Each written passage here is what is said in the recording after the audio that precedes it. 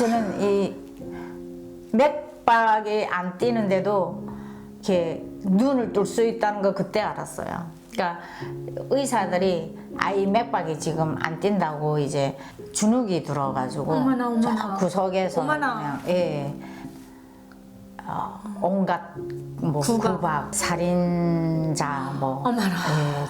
이렇게 애 하나 키우지 못하는 뭐 어떡해. 니 딸게 뭔 엄마 자격이 자격이. 있냐 하면서 시청자 여러분 안녕하세요. 강은정 TV의 은정입니다. 오늘도 또 새로운 초대 손님을 모셔왔습니다. 예, 그래서 긴 말 필요 없이 박수로 맞아볼게요. 어서 오세요. 안녕하세요. 네. 네. 아유 반갑습니다. 아유, 반갑습니다. 고향이 어디신가요? 저는 함흥인데요. 예. 한국 와서 예. 너무 놀랐던 게 함흥냉면집이 너무 많은 거예요. 함흥냉면의 원조인 함흥이 고향입니다. 성함은 어떻게 되세요? 저는 김정원이라고 합니다. 김정원. 본명이에요? 개명했어요. 그럼 본래 이름 뭐였는데요? 촌스러워서 절대로 말 못하죠. 북한 분들이 대한민국에 오셔가지고 거의 한 80%가 이름을 개명하는 것 같아요. 그 이유가 이제처럼 뭐 촌스러워서일 수도 있고 나는 새롭게 새 인생을 살 것이다. 새 출발을 하는 의미에서 이름을 바꾸는 경우도 많은 것 같아요. 네. 혹시 뭐 그 막 충성동, 효자동 막 이런 의미에서 지었던 건 아니죠? 네, 그건 아니고요. 예. 아버지한테 듣기로는 그 아버지한테는 제가 이제 첫 장녀잖아요. 장녀예요. 예, 그러다 보니까 너무 기쁜 나머지 안전부, 경찰, 안전부 그 출생증 내는 대로 막 달려가서 출생증 내려고 하니까 그 따님 이름이 뭐세요? 하고 물어보다 깜빡 이름도 안 짓고 온 거예요. 그러더니 아이고. 그 출생증 내시는 분이 지금 그 당시 북한에서 이 이름이 유명하고 그리고 한자로 따져도 이름이 너무 이쁜 이름이라고 그러면서 이 이름이 어떻냐 했더니 아버지는 자기 딸임에도 불구하고 본인이 이름 안 짓고 그분이 지어준 이름을 그대로 출생증에 올렸거든요. 근데 저는 철 들어서부터 이름이 너무 마음에 안 들었어요. 뭐예요? 한번 기생이라고 말해주세요. 진짜요? 뭔데요? 그렇게 말씀하시니까 더 궁금하잖아요. 절대로 말 못하고. 근데 우리 동네 이름이 은정이가 12명이었어요. 그리고 우리가 대형단에 살 때 1동 3세대에 세 집이 다 은정이었어요. 근데 은정은 그래도 이름이 좀 이쁘잖아요. 이름이 이쁜데. 괜찮더라고요. 북한에서 그 뜻이 좀 이상해서 방에 은정 써서 진짜. 은정이라고 지어놨는데 여기 와서 제가 네이버 딱 들어가 보니까 무슨 성품이 어질거 무슨 뭐 밝다 뭐 이런 의미였던가 그래요. 그래서 저는 크게 부여하지 않고 이름을 쓰고 있거든요. 근데 북한 사람 중에 막 총폭탄 그런 이름. 수령님과 장군님을 위하여 총과 폭탄이 되자 이래가지고 총폭탄 이렇게 지은 사람도 있었대요. 그래서 그분도 오자마자 이름을 확 개명했다고 하더라고요. 근데 잘한 거죠. 김정원 우리 초대 손님을 또 이렇게 모셔서 얘기를 들어볼 텐데요. 그러면 함흥냉면이 많다고 그랬잖아요. 네네. 저희가 이제 옥수수국수를 많이 먹잖아요. 그걸로 죽도 써먹고 그렇게 하다 보니까 국수를 안 먹는데 유일하게 먹는 냉면이 함흥냉면이에요. 여기 한국에 와서. 한국에 와서. 그러니까 실제 그럼 먹어보니까 북한의 맛이 아니죠. 그러니까 나도 그게 완전 다르죠. 그래요. 많은 분들은 함흥냉면, 평양냉면 그 다른 점을 물어보면 함흥냉면은 비빔냉면이고 평양냉면은 뭐 물냉면이고 그 차이라고 하잖아요. 근데 그 차이가 아니고 이제 면 차이인데 맛은 확실히 대한민국은 들큰하고 일단 그리고 달달하고 양념을 너무 많이 넣다 보니까 좀 텁텁하고 근데 북한의 함흥냉면은 정말 담백하고 그렇죠. 맛은 거의 제 생각에는 한 7, 80%는 한번에는 아니고 아닌 것 그냥 같네. 예, 그러니까 그냥 따라한 것 같아요. 예, 그러니까 그 이름만 이렇게 그대로 가고 한국 분들의 그 입맛에 이렇게 맞춰지면서 네. 맛이 좀 이렇게 변한 것 같아요. 아니 저는 한국에 와서 진짜 제일 많이 질문 받는 게 뭔지 아세요? 뭐예요? 평양냉면 먹어봤어요. 진짜 맛있어요. 근데 너무 웃긴 게 북한은 체인점이 없잖아요. 네네, 그쵸. 평양냉면을 평양 가야 먹을 수 있다니까요. 그쵸. 저는 지금 같이 지금 동고동락하는 예. 분이 평양 분이시거든요. 오, 남편분이요? 그래서 예. 그래서 항상 냉면 가지고 평양냉면 맛있냐 함흥냉면 맛있냐. 그래 저는 무조건 예. 함흥냉면이고 예, 예. 네, 남편은 무조건 평양냉면이에요. 그래서 평양에는 그 예. 옥류관에 가면 예. 남자들이 최소한 3그릇, 4그릇 이상 먹는데요. 국수를. 그렇게 맛있대요. 근데 저는 예. 그래도 평양냉면보다 또 함흥냉면 맛있더라고요. 입맛에 네. 이제 그 자기 지역에 따라서 이렇게 그쵸. 살면서 참 길들여진 다른 것 것도 같아요. 있을 것 같아요.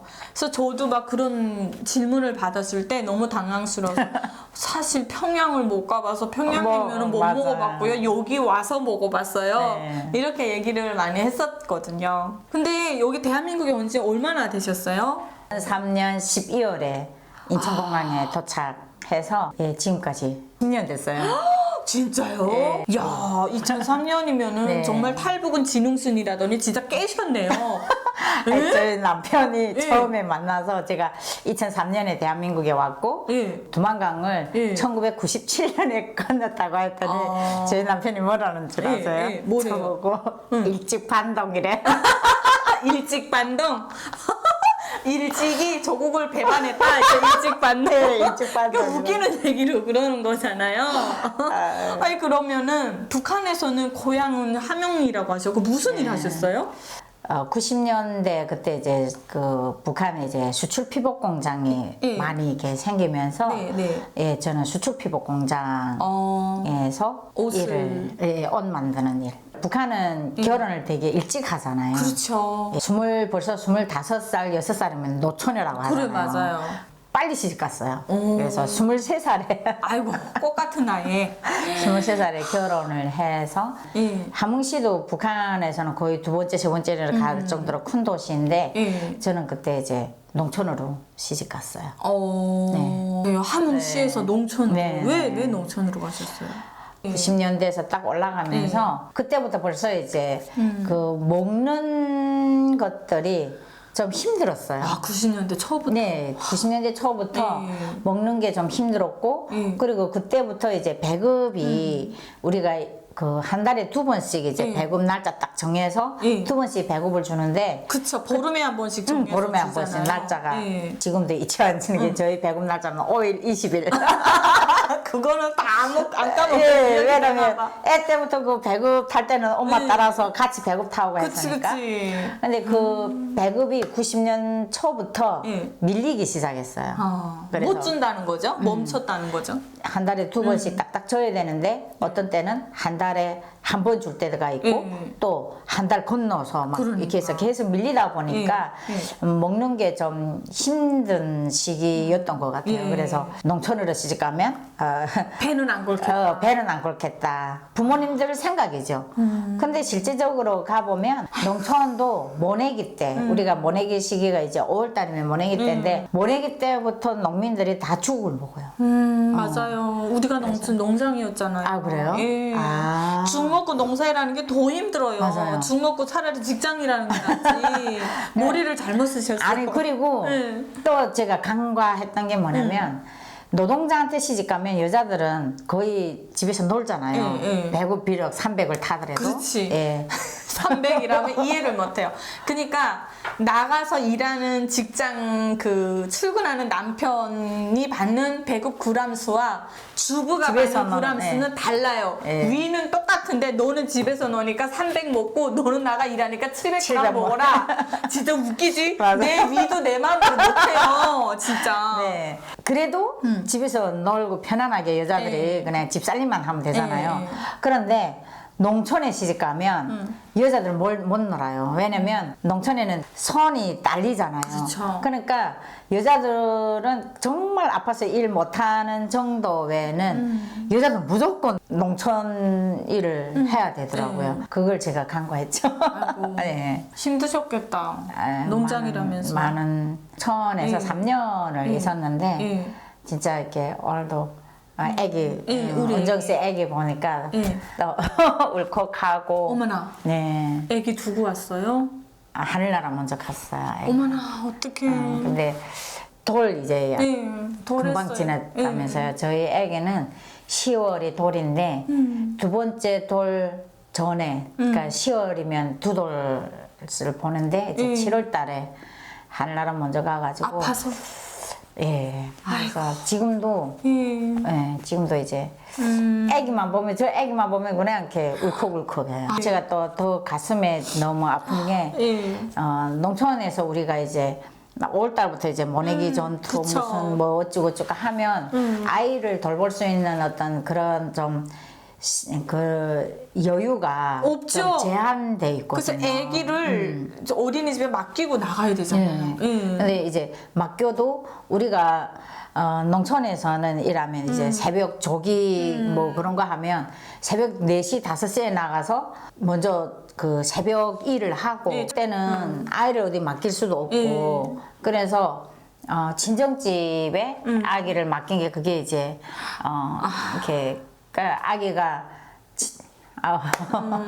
친정집에 가서 이제 잘못되다 보니까 세상에 응급처치를 빨리 못 하셨나 봐요. 그러니까 그래도 그 시내니까 친정집이 시내니까 병원은 빨리 갔는데 차라리 이제 농촌에 있었으면 시댁에 있었으면 그런 어떤 구박이라든가 이런 것들을 덜 했을 수도 있어요. 애기 죽어도. 왜냐면 자기네 집에서 자기네가 빨리 손 못 써서 죽었는데 근데 이제 아이가 우리 그 외갓집에 와서 병원에 비록 갔지만은 이제 치료가 잘 안 돼가지고 그것도 또 기나긴 사연이 있는데 애기 그 죽은 해가 94년도였어요. 94년도 무슨 일이 있었어요? 김일성이 죽지 않았어요? 그때 7월 달이었어요. 7월 8일 김일성이 죽었잖아요. 근데 아기가 7월 1일 날 병원에 입원했어요. 근데 이제 7월 8일 날에 오후에 이제 방송으로 막 그런 그 사망 소식이 하다 보니까 그때부터 이제 그 의사들이 다 그 행사장에 나가야 됐던 거예요. 그러다 보니까 그 심한 그 중환자들만 병원에 있게 하고 그나마 좀 괜찮다 하는 환자들 강제 퇴원시켰어요. 그러다 보니까 아기도 이제 7월 8일 다시 퇴원해서 집에 왔다가 어머나. 7월 22일 날에 이제 갑자기 더 이렇게 아파서 병원 갔는데 손 못 쓰고. 어머, 나 이런 미친 욕 나온다. 욕. 지금 의사들이 지금 현장에 투입됐다는 게 이게 무슨 얘기냐면 7월 8일에 김일성이가 죽으면서 전 북한 주민들이 행사장에 모이고 저기 선전실에 제사상 차려놓고 울고불고 통곡하면서 우리 수령님 하면서 전국이 애도 기간을 가졌어요. 그러니까 거기서 뭐 수령님 돌아가셨네 어쩌네 하다가 울다가 기절하면은 그 사람을 응급처치해야 될 의사들이 필요한 거잖아요. 거기로 다 동원되다 보니까 아기가 지금 치료를 받아야 되는데 치료를 못 받고 지금 퇴원을 했다는 거예요. 그래서 지금 결국에는 치료를 받았으면 살 수도 있었을 텐데 그쵸. 목숨을 빼앗긴 거잖아요. 저도 이제 병원에서 아이가 그 눈 감는 거를 못 봤어요. 근데 왜냐면 저는 이 맥박이 안 뛰는데도 이렇게 눈을 뜰 수 있다는 거 그때 알았어요. 그러니까 의사들이 아이 맥박이 지금 안 뛴다고 이제 응급처치 들어갔던 거를 다 이제 그 해제하고 그러고 있었는데 아이는 눈만 뜨고 이렇게 엄마도 바라보고 할머니도 바라보고 막 눈을 뒹굴뒹굴 굴리는데 거기서 제가 이제 선생님 보고 아이가 지금 맥박은 없다고 하지만 일단은 눈은 뜨고 지금 눈을 보지 않냐 그러면 이게 살아있는 거 아니냐고 그렇지. 근데 왜 치료를 멈추냐고 막 울다가 거기서 이제 기절을 했어요. 기절을 했는데 이제 눈 떠보니까 3일 지났더라고요. 그래가지고 엄마라 그 3일 동안 못 깨어났던 거네요. 네, 어머니는. 3일 됐고 그리고 3일이 됐다는 거 이제 엄마가 알려줘서 알았는데 저는 눈 뜨자마자 우리 아이 이름을 부르면서 아이가 지금 어떻게 됐냐고 했더니 아버지가 잘 이렇게 해서 잘 처리했다고. 처리했다는 게 뭔 말이냐고. 북한에 또 그런 말이 있어요. 그 부모보다 먼저 간 자식은 그 묘를 어디 묻혔는지 또 알면 안 된다고. 안 된다고. 알면 또 후사도 뭐 없을 수도 있고 뭐 그런 어떤 미신적인 그쵸. 그런 게 있어서 저희 애기도 이제 부모님이 갖다 묻었는데 어디 묻었는지 몰라요, 모르고. 엄마가. 그리고 그때는 정말 제정신이 아니어가지고 그 아이 묘를 나를 가야 되겠다 했는데 부모님들이 거기서 이제 못 가게 못 가게 막고 그리고 아이가 이제 7월 22날 잘못되고 이제 제가 한 달을 엄마 집에 있다가 이제 시댁에 갔는데 그때부터 이제 저는 온갖 뭐 구박, 살인자 뭐 이렇게 애 하나 키우지 못하는 뭐 니답게 뭔 엄마 자격이 있냐 하면서 예 그렇게 살았죠. 세상에 너무 힘드셨겠다. 네. 아기가 92년생인데 그 어떤 그 우리 달궁이 친구 만나서 이야기하는데 92년생이라니까 우리 애도 살았으면 좋만할까 항상 마음속에 그런 생각을 가지고 있더라고요. 어떡해. 아이는 그 92년생이 몇 살인지는 모르지만 항상 아기 생일이 92년 10월 6일 이건 항상 마음속에 있거든요. 그 친구가 92년생인데 제가 몇 살이냐고 물어봤던 기억이 있습니다. 제가 아이를 세상에. 낳을 생각을 못하는 것도 또 아이를 낳으면 나는 애를 키울 수 없는 엄마고 그리고 나는 애를 키울 자격도 없는 그런 생각을 해서 죄책감이 엄청난 거죠. 그게 이제 트라우마로 계속 남아가지고 어느 분이 그러더라고요. 이제 나이 조금이라도 어릴 때 그래도 네 피부치가 있어야 된다.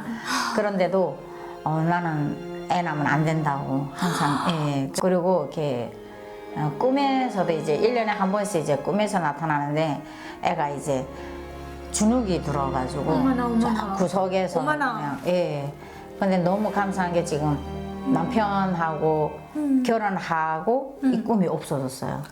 그래서 우리 딸도 하늘에서 이제 엄마가 행복한 거 보니까 이제는 자기도 마음 놓나 보다 그런 생각을 하고 있죠. 그러니까 지금 이제 남편분은 이제 평양분 남자분하고 재혼을 하셨거든요. 그 얘기도 이제 뒤에 좀 어떻게 러브 스토리가 이루어졌는지 들어볼 텐데요. 어쨌든 여러분 북한이란 나라 정말 들을수록 기가 막히네요. 저는 또 이런 경우는 처음 들어가지고